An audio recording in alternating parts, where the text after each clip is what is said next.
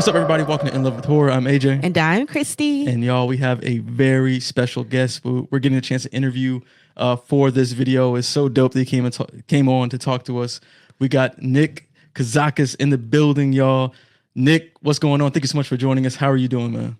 No, thank you for having me. This is exciting. I've been following your stuff for a little bit now, and I love it. And yeah, thank you for having me on board. This is going to be a fun chat.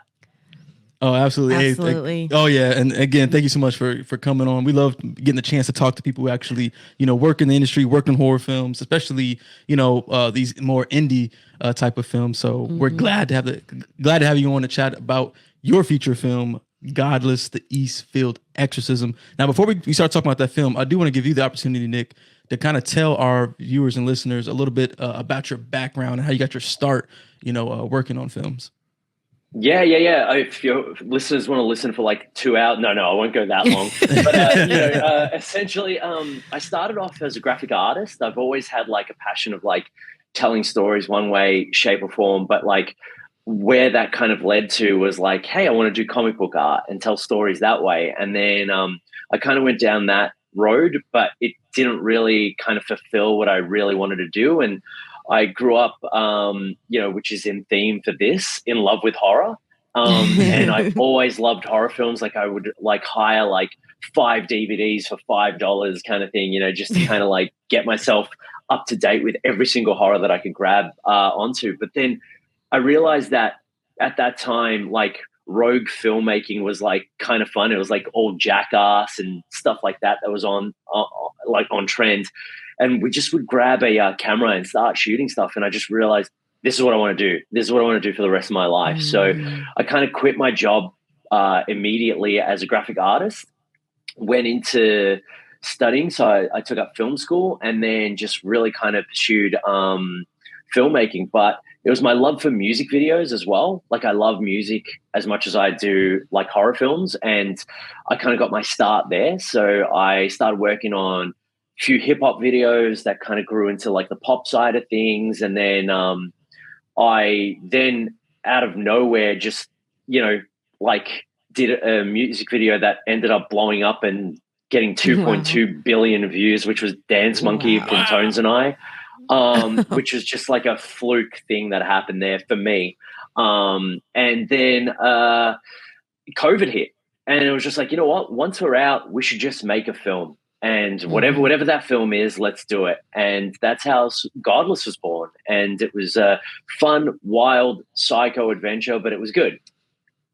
Awesome. Yeah. That's an inspiring story right Very. there. And you see that a lot. I hear from a lot of directors, they get their start doing music videos first, and then they kind of gradually shift over to shorts and feature films.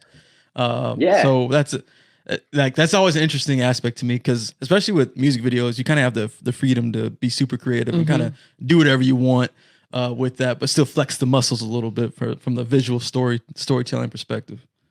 You're one of the first people to actually say that, and you've hit the nail right on the head. It's like doing music videos is like literally like experimenting. You get to play with so much and you get to do whatever you want, and there's no rules. That's the best thing about it. Like you could watch a music video and then suddenly it's like, you know what, we're just going to go into full animation, no explanation. We're just going to do that, so like it really is cool to play with like different types of toys on that, and then just kind of train your brain to be like, all right, cool, well then I can use that for a narrative down the line. So it's honestly the best, and I won't stop doing music videos. I'm still doing them, but like it's sort of in between now, the narrative side of things, which is just, it makes it even better and it makes it more like a hobby instead of a necessity to like feed myself.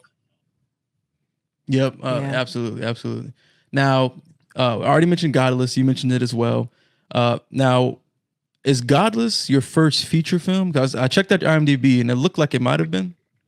Yeah, it's the first solo feature film. So straight out of uni, college, wherever we're set, I collaborated with a couple friends and we just made a film that we had access to. Went down the Robert Rodriguez type kind of filmmaking. It's like he had a turtle, a guitar, and a bus, and he made El Mariachi.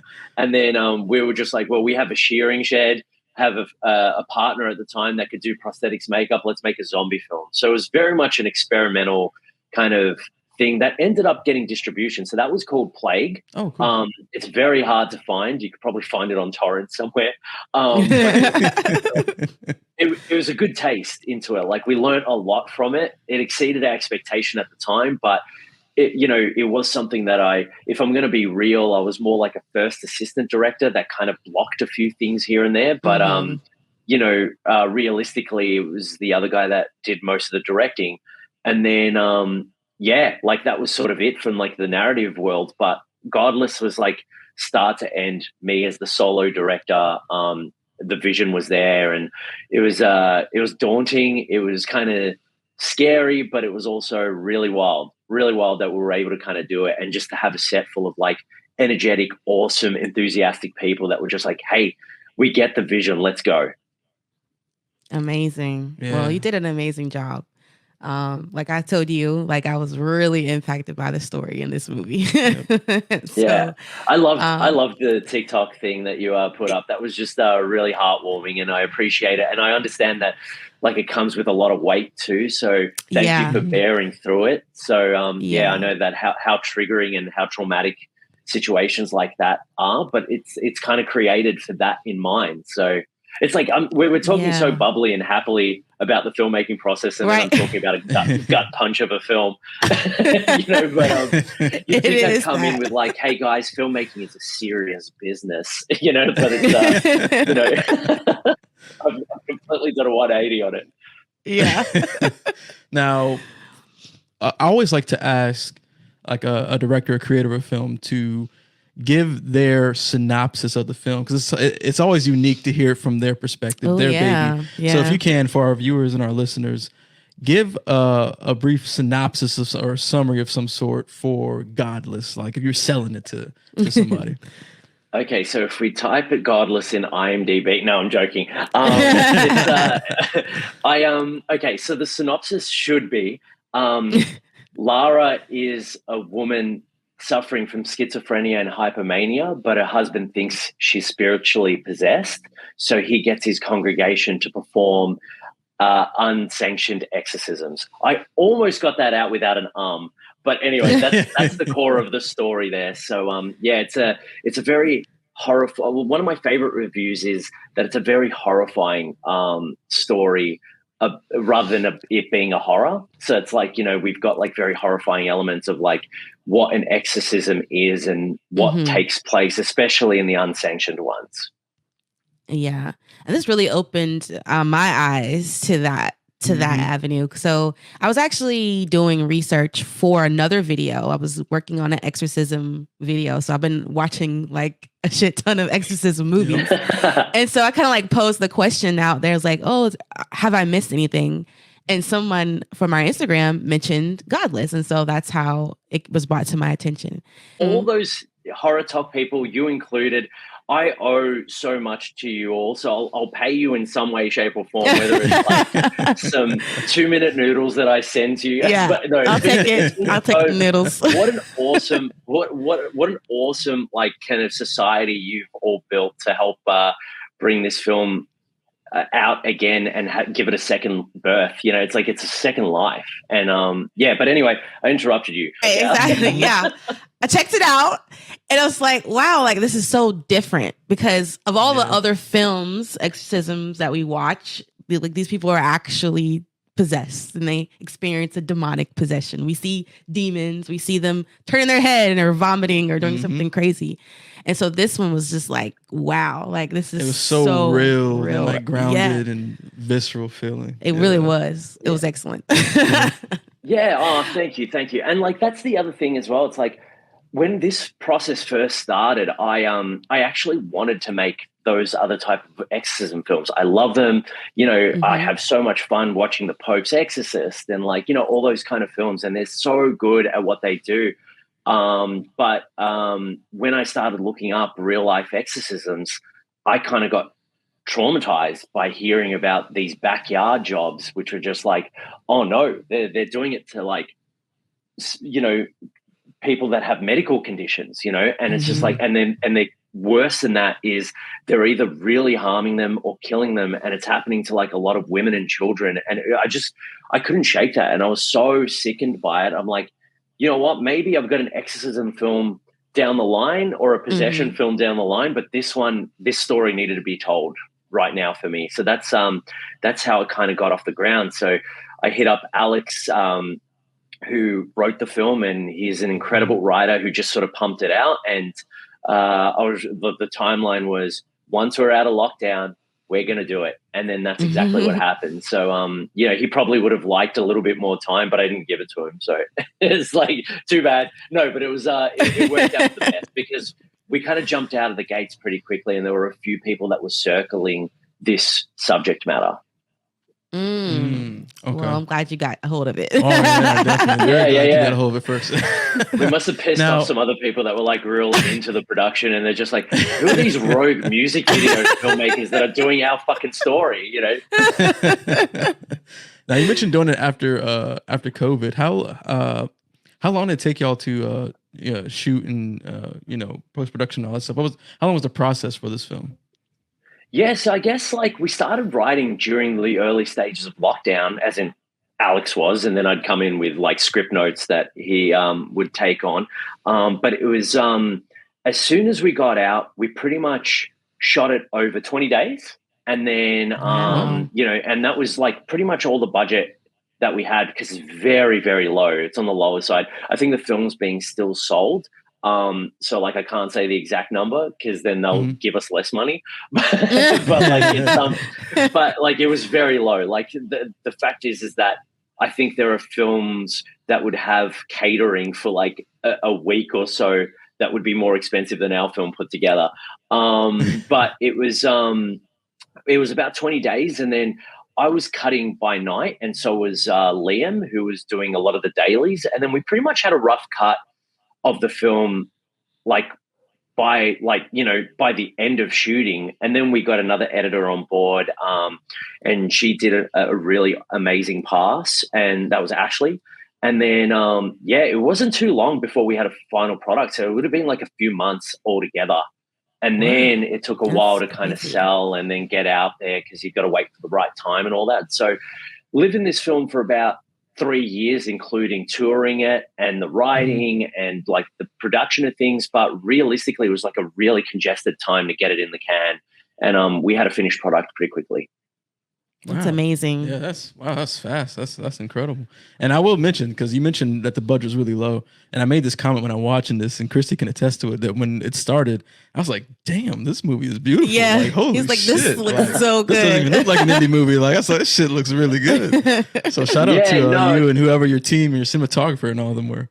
Yeah. So it was kind of like that as well, where we kind of pre-visualized a lot of the film, and coming from the art background, I did a lot of storyboarding, and our DP, he was doing a lot of tests in the background, and it was just that shorthand that we have through all our music video ventures as well, where we kind of work together, and it was a delight to kind of have it come to life. And it was a good team, like all around. People had not much to work with, not much time, definitely not enough resources. As much as it's like a successful story, there were some little mini horror stories within the production of it. Just logistical things, but everyone got along really well, and it was a very happy set, surprisingly, considering we've got a woman getting beaten for half the film. So brutally. Right. Well, hey, kudos to you and your team. Now, I do want to visit that, right? So you mentioned, how brutal and intense the film is. So I'm kind of curious, from the directing standpoint, what was it like, shooting and even editing such, raw, emotional, dynamic, material and narrative? What was that process like? Yeah, so that's a bit daunting as well, right? Because it's inspired by true events, you want to make sure that you're doing it justice and that you're doing it right. Like, I don't want to like kind of have a woman getting beaten for like so long in the film, and then it's just like, well, you're just kind of like doing a real exploitive piece. So we had to kind of tread lightly in that department. We spoke very early on. We got a psychologist and a wellness coordinator, Steph Power, and she was unbelievable in helping us guide that. But it was a lot of conversations with our talent. So it's like between Georgia and Elisa Matengu, who plays the psychologist in it, they had lots of kind of little notes that helped shape how we were going to attack. And deliver this this piece. But furthermore from that, it was realistic. It's the talent in front of the screen. They made us all feel so comfortable. Like, you know, especially Georgia, she's just an absolute weapon. Like between takes, you see this traumatized woman kind of going through rounds of hell, but then as soon as we yell cut, she's laughing and making fart sounds and doing silly things. Like it was lucky that we had that person cast for it, you know, because she was just perfect for an on-set vibe. We all felt comfortable having the support in the background, which wasn't necessarily needed, but it's good to have it as a safety precaution. It's like wearing safety goggles, right? You don't expect to take like some metal shard to the eye, but if it does happen, then you're protected, you know? So it's like, it was just good to have all of that. So then when we were editing it, it felt a lot better for us, you know, but then you still kind of feel like, wow, this is really heavy. And then you've got to watch episodes of Seinfeld or Curb Your Enthusiasm. Yeah, exactly. To kind of like forget about how miserable. Gotta cleanse the palate. Yeah. Yeah. Well, your talent, like you said, they were exceptional. And how you mentioned like Georgia and the woman who played the therapist, like those moments. Yeah. Elisa, yes, those moments were so good. You know, I'm a doula, and so I worked in different environments with other women who have experienced different things like abuse and postpartum depression and things like that. And so like, I don't know, it just felt so real. And like the way she conveyed all those emotions, especially that kitchen scene, I was just like, this is so good. But yeah, it was amazing. Amazing. Yeah. She's a natural. Like, I mean, you know, I would love to tell you that she's got this process of like, I mean, she did her research. So like she would research, you know, trauma victims and all that kind of stuff. But she is literally a flick of a switch. There's no like, I need to get into my center and find my core. And she like, I'm like, all right, cool. And yeah, just cry now. And then she just kind of do it. And then it's very little directing with her really, or any one of these people. That was just after rehearsals, they were just on and off. That was it. And, you know, like one of the big ones there is Tim, who plays the exorcist. And he killed it too. He's unreal. Like, so the thing about Tim is that he grew up in Opus Dei, the Da Vinci Code cults kind of thing. He, you know, and he's a gay man and he's a beautiful man. But like he was taught very early on to hate himself and, you know, like they would try to scream the gay out of him and all that. And he literally channeled people and charismatic people that he learned from and, you know, like, and grew up with. So like, you know, I've seen some people comment and be like, oh, his performance is this and that. But like, then you see some other people. One of my favorite ones was like, I thought his performance was on the nose, but then my husband who grew up in that setting said that he nailed it accurately. And if you see it, like, and you do the research, he nails it 100%. He's unbelievable. He was. Yeah, he really was. Like I felt the same. Like I was like, man, he is like spot on with this kind of charismatic but manipulative, like crazed, like, you know, full faith. You know what I'm saying? Like it was so twisted in a way, but it was so well done. Yeah. And that's why I wanted to like cast someone like he brought so much information to the role and helped shape the script too. But also looking at him is just like, wow, you're so stunning and so beautiful. I actually want to listen. You know, I want to listen to what you have to say, even though I don't agree with any of them. But like, enough for me to just be like, okay, all right, I'm in. You know, like I'm in just for the conversation.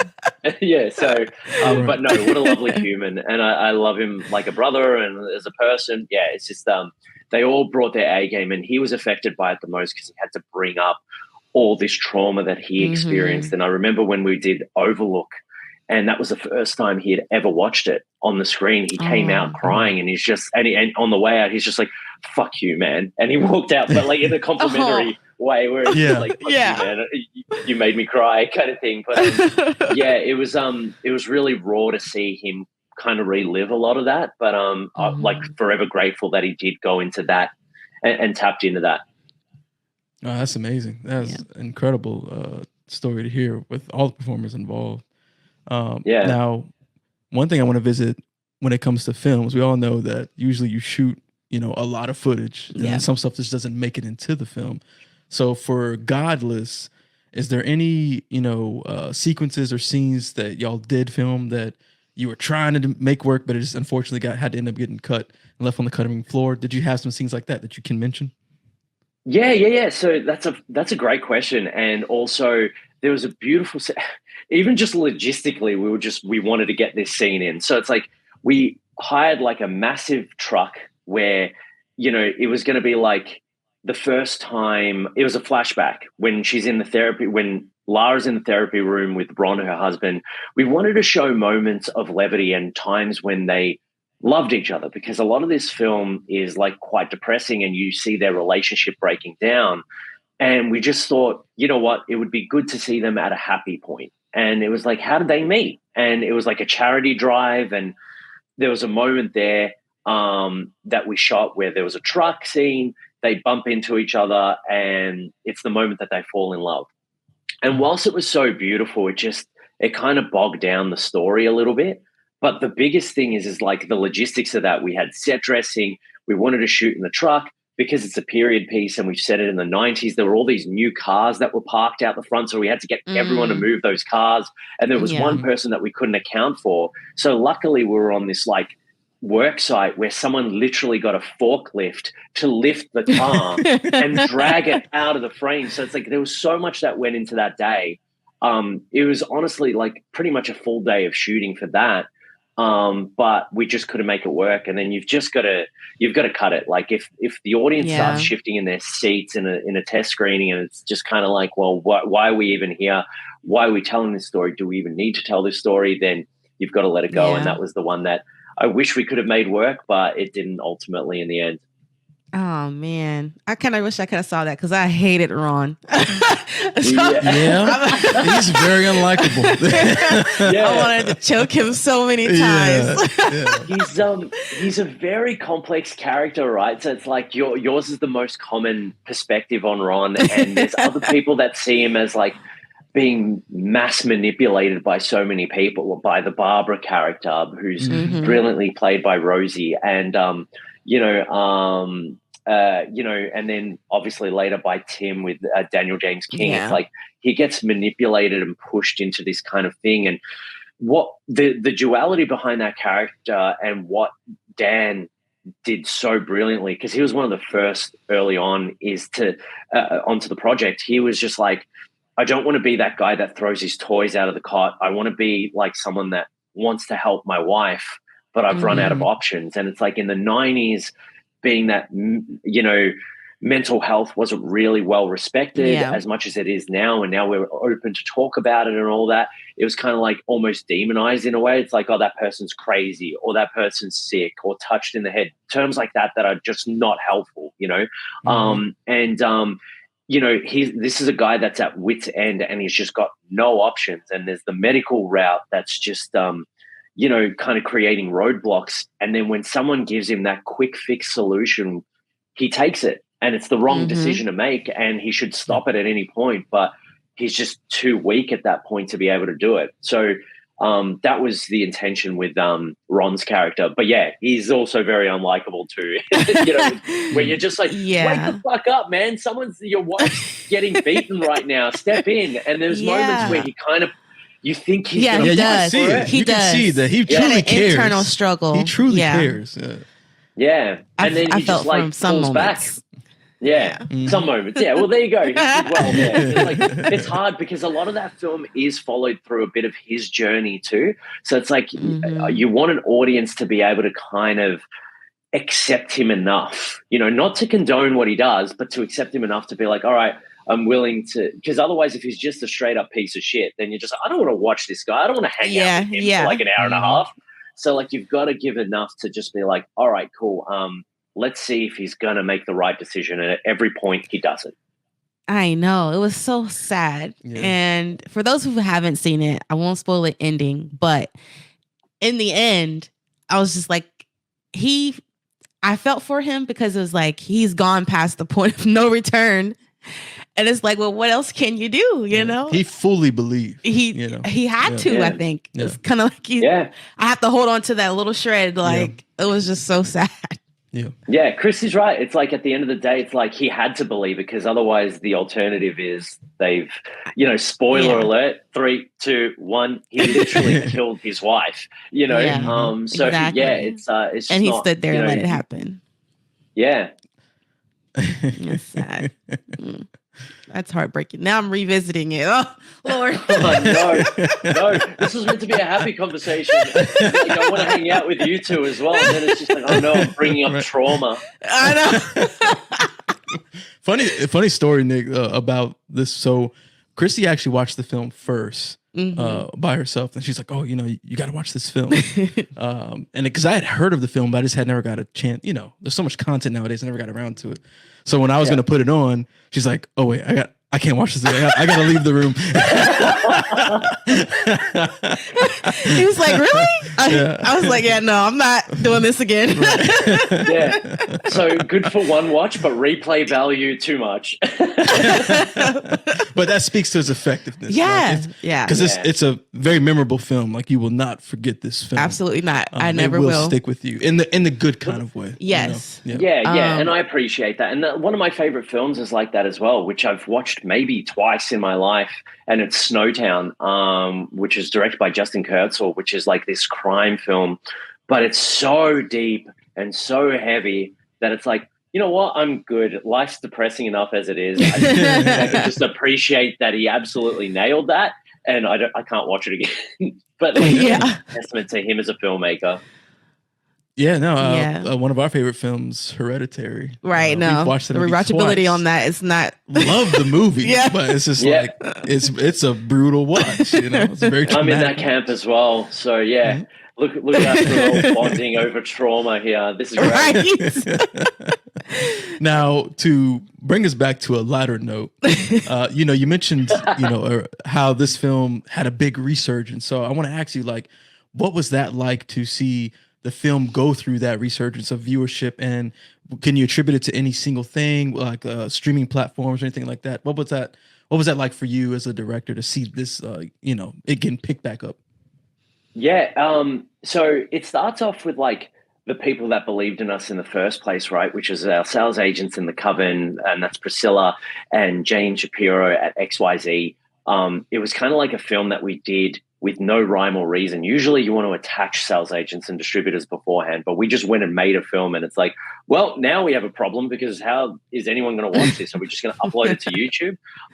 But they really believed and backed us in the project, and and got it out there to the best of their ability. So early on, XYZ had a sale for it to be a Tubi original, and that's like an incredible platform. I love it. Like, the US version of Tubi is just unreal, and we're starting to build up to that. But it's like a good home to be at, and for us to be the first ever Australian Australian Tubi original was really cool.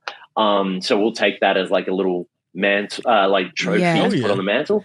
But then Priscilla did an amazing job getting it into cinemas globally and getting it into submitting it forward into festivals. And then we got into Citrus and we won the Audience Choice Award, which is just massive, right? Awesome. I had to second guess whether or not they read the wrong name or something like that. What's happening here? But they were so kind to us. But then when it sort of landed, it was done, we were finished with it. And then I got to give shout out to Slasher Talk. So Justin just really blew it up again. And he opens up with his TikTok, and it's just like, if you haven't seen Godless yet, what are you doing? And it's just like, finally, an exorcism film that hasn't been the same as the other 69 that I've seen. It was just like, it was so cool for him to do that. And then he convinced everyone in the horror talk community to kind of watch it, and then they did their own videos, and it's just been awesome, the love. And I feel like my family, the film family, has blown up. It's become bigger and warmer, and I just can't wait to actually hang out with you all when I face to face, and this is good, but it feels like we've built a community, and we're just going to keep supporting each other, which is going to be the best thing about it. Absolutely. I love the horror community, but like you said, it takes one person and then everyone else shares it and then it spreads. And I feel like TikTok is a good place for that. Like it just spreads like wildfire. But this film deserves it. Like legitimately, like I Absolutely. hands down, this is my favorite exorcism film after The Exorcist. Like it really Wow, yeah, means I'll a take lot that, to me. you know. Like this was great. This was great. I loved it. Yeah, I second everything she said. It was an incredible film. Yeah. Really enjoyed it. It surprised me a lot, in it being feeling so original in its exorcism concept and have such a grounded feel to it. I was like, I just never seen something like Me this in neither. an exorcist movie. It's So crazy. it was Yeah. excellent. So No, congrats thank to you, you and the thank you. team on it.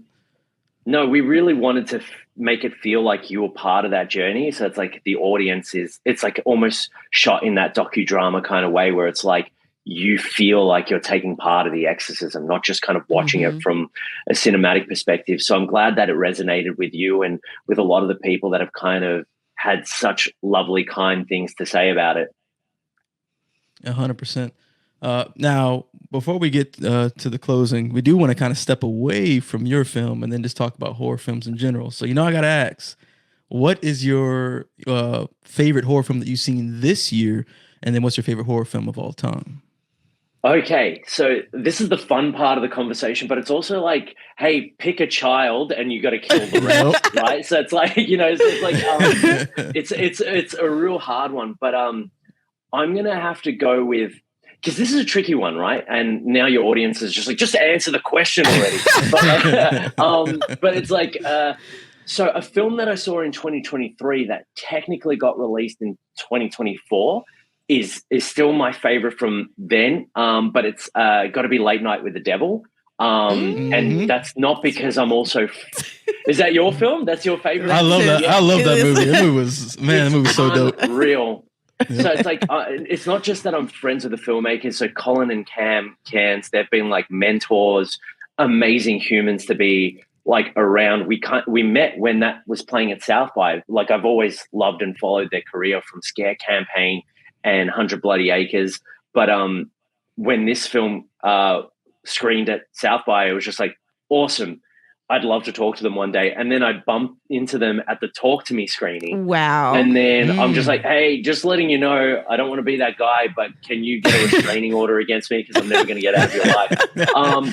And then, but like, honestly, Late Night was just so wild. It's like this mystery that just keeps unfolding. It's funny. It's exciting. It's creepy. It's horrific. And then, like the twist at the end just kind of like, it has people talking. So like, I'm going to give it to that. But if people are like, well, you saw that in 2023, so it doesn't count. I'd have to say that I just saw Long Legs yesterday and I really enjoyed that. I thought that was really well executed. I know it's a very polarizing film for some, but like, I really did enjoy that. But I'm going to go with Late Night with the Devil. So that's my 2024 pick.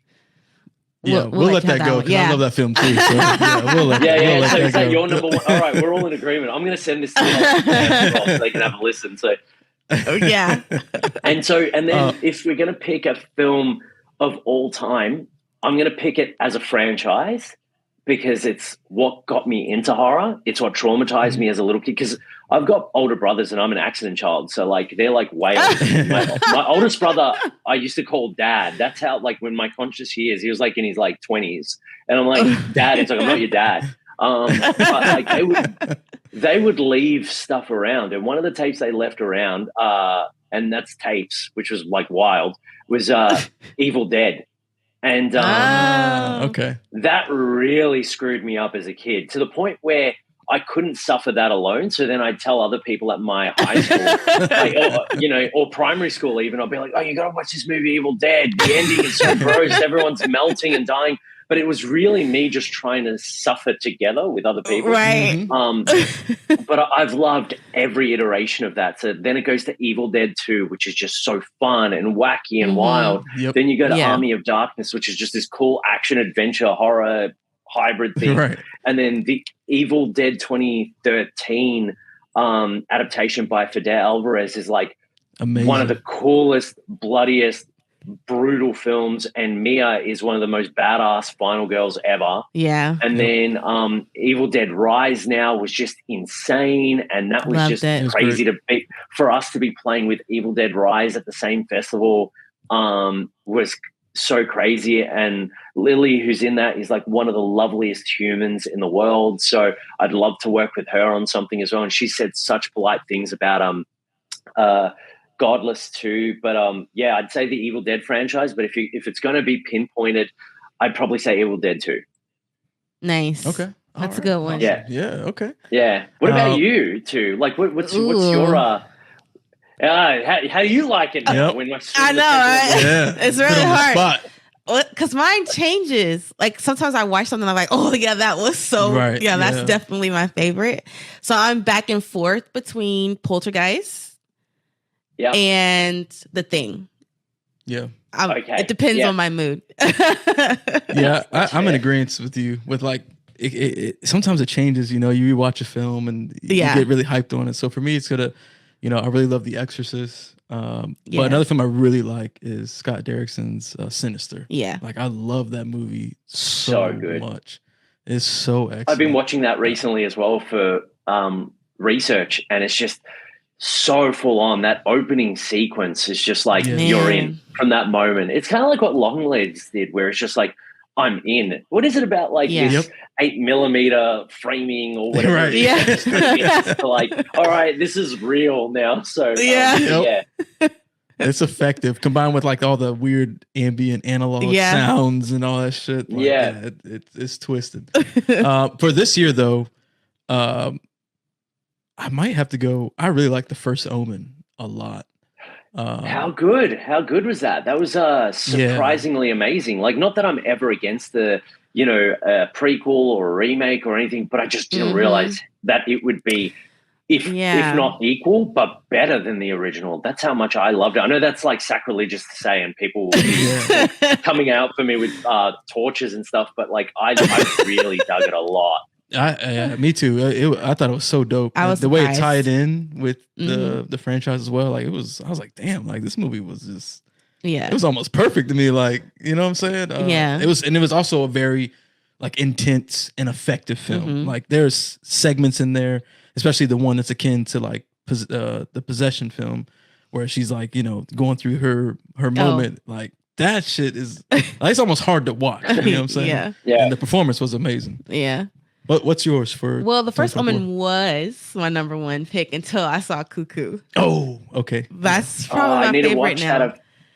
So we've got Melbourne International Film Festival at the moment. It's coming up on Thursday, and Cuckoo's in there. So I'm really keen to check it out. You gotta go see it. You gotta check it out. You're gonna love it. Yeah, it was so good. It's like a little bit of funny, a little bit scary, a little bit of serious. Like it's got everything in it. And it just looks really good, and the performances are really great. Yeah, it's a great vibe. I love it. And we just saw it like a couple days ago. We got a chance to watch it in 35mm, which was super dope. Yeah. Hectic! That would have been great. Yeah, it was awesome. Dope film though. Yeah, I guarantee you'll like Cuckoo. Yeah, for sure. So good. All right, done. I'm buying my tickets today, unless it's already sold out. In which case, yeah. In which case, I'll have to figure out another way.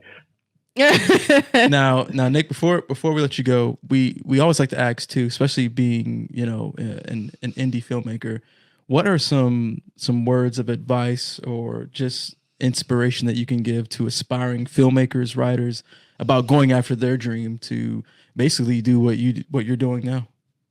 Yeah, it's a big question, and it's going to come across as cliche, and I don't want people to take it because it actually works. I don't want to sound like a Nike ad, but you've just got to do it, right? So it's like, it's all about determination. There is, I guess, the biggest takeaway for me is, and what people can get from that is, I wasn't the most skilled director in my year level when I went back to study. There were like some amazing, brilliant minds. And they just kind of like, because it didn't happen immediately, they kind of fell off and they didn't continue on. And I just persisted at it. And the more you do and the more you put out there, the easier it gets. Like, firstly, as like a shorthand to be able to kind of craft the skill. But you just got to keep doing it and always make it fun. Always do it for the love of it. There's no point doing this if you're doing it for money or fame or anything like that. If you're doing it because you're passionate about it, it'll happen. It might take a little longer. Sometimes you get luck on your side. Sometimes, you're an auteur, brilliant director that will just get one right out of the gate and just be like, hey, set up for life, brilliant. But, for me, it's been a bit of hard work, but it's always been fun. It's always about like finding a community, like-minded people that really want to kind of do the same thing, and they're doing it to make some art or doing it to have some fun, and it eventually pops. And I think that's one of the takeaways, the biggest takeaways that I've had in my career so far, where it's just like just persisting and just loving what I do. Yeah. Mm-hmm. Well, no, I hope that's a dope. good enough question. Did I answer, or did I just waffle on? Oh, that was perfect. It's like, yeah, no, you definitely answered it. Yeah. Some aspiring filmmakers just like, what did he just say? Yeah, it honestly does work. Like I've always done it because it's just like, it's a passion of mine. It's like you with a YouTube channel and a podcast and all that kind of stuff. It's like you do it because you love horror. It's like, it's not just about the title.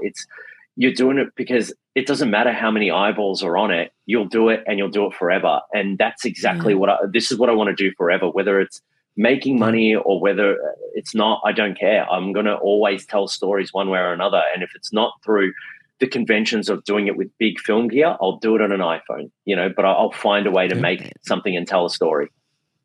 Love that. No, that's excellent.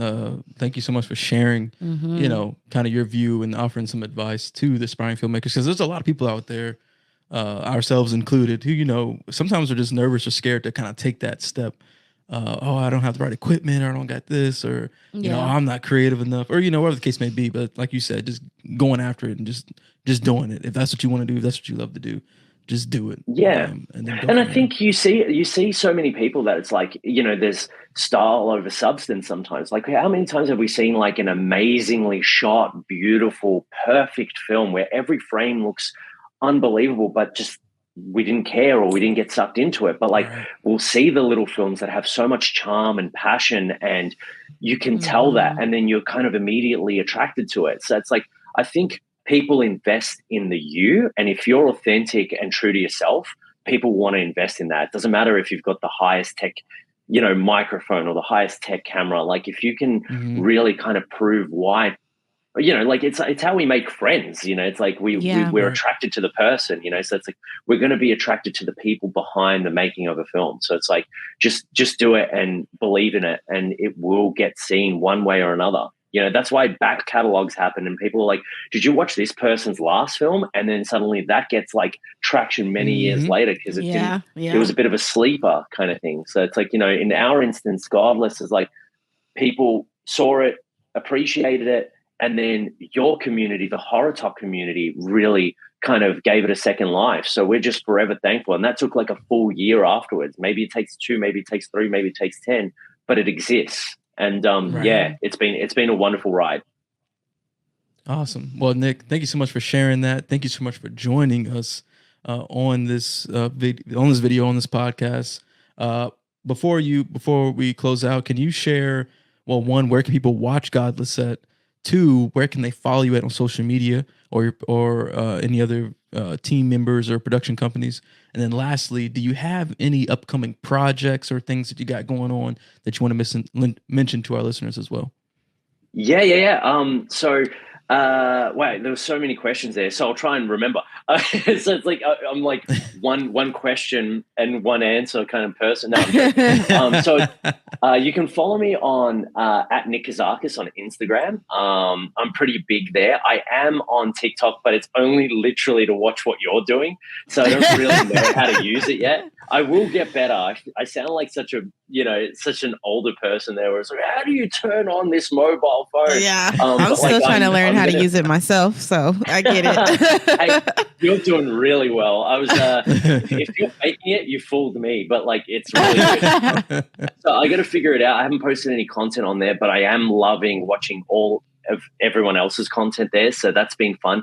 But at Nick Kozakis is great. The company that I do all my stuff with is at Visible Studios. And obviously that at EASTFIELD Exorcism movie is the handle for the actual film for any updates. That'll kind of give updates for where we're releasing globally, because we're literally doing a cinema run in Poland right now. So so it's kind of getting drip fed. But to watch the film, it's on Tubi for the US, which is your market, which is a wonderful place to kind of hang out with and be a part of like an awesome list of films that are also Tubi originals, which has been really cool. And then the final one is what I'm working on next. So there's a couple projects that are in development. One I'm very secret about because it's I'm just getting the contracts at the moment. So when I have updates, trust me, you will be the first to know, as in like In Love with Horror, along with Slasher Talk and Colby, because I owe you guys first. So then you can break it out into the scene. And then so that's like probably about a month away from being announced. But then the other one that I'm working on is a US production, and it's called The Body Farm. And it's with an amazing team. Mike Gettabino is the writer. Brianna Gardner is the producer, and she has Fear Factory. And it's a film about a body farm, which I didn't know existed until the script came along. And Mike wrote this very visceral, intense, beautiful script that I just couldn't put down. And since then, we've had Joel Anderson, who directed and wrote Late Night. No, he did Lake Mongo, but he also did script passes on Late Night with the Devil. And he's a script doctor, or some people don't like that term, so script editor. He's been helping us out with that, and that's slated to be shot sometime next year. We're looking at New Jersey because of like the snowfall in like the upper parts of New Jersey. But there's those two projects are the most exciting ones to kind of be a part of, and it's a great team, and I'd love to do a production in the US, and I couldn't ask for a better team to do it with because they've been wonderful. So the Body Farm's like the one that I can talk about right now. That's awesome. That sounds like the Body Farm. Yeah. That sounds like very interesting. Okay. Yeah, it's like so like I don't know if you know what a body farm is, but it's like people donate their bodies to these farms where they decompose, and pathology students go there and kind of document their decomposition rate. I didn't know any of this. Like I was just like, oh, life is, not that weird. And then it is. Yeah. Because we need that information. And it makes logical sense. But then what happens when the bodies start moving on the body farm? Ooh. And that's the hook. That's what I'll leave it with. Okay. So yeah. Nice. Yeah, that sounds interesting. Yeah. And I didn't even know what a body farm was. I was actually, in my head, I was thinking of something completely different. Yeah, But I kind of was very interesting. thinking something different too. Yeah. Well, there you go. That's the kind of setting. So like it's a very unique setting that Mike came up with, and Brianna, our producer, has helped facilitate like the progress and the drafts of the script, and it's in such a great place at the moment. So yeah, it's really kind of exciting to be a part of that team. Sounds like it. Yeah. Oh yeah. We'll be looking forward to that one when that comes out. Well, Nick, it's been an absolute pleasure talking to you. This has been such a dope conversation. Thank you for joining us on In Love with Horror to talk about your film and, talk about the process, just everything. It's been so dope. We'd love to have you on again when you have your other projects coming out in the future. So we'll definitely be in touch. But thanks again for joining us on here, man.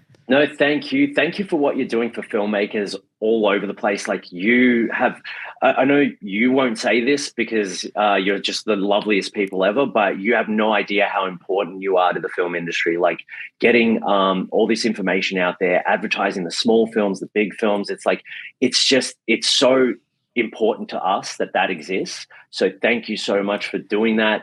I can't wait to come up to the States and kind of, you're in Washington, right?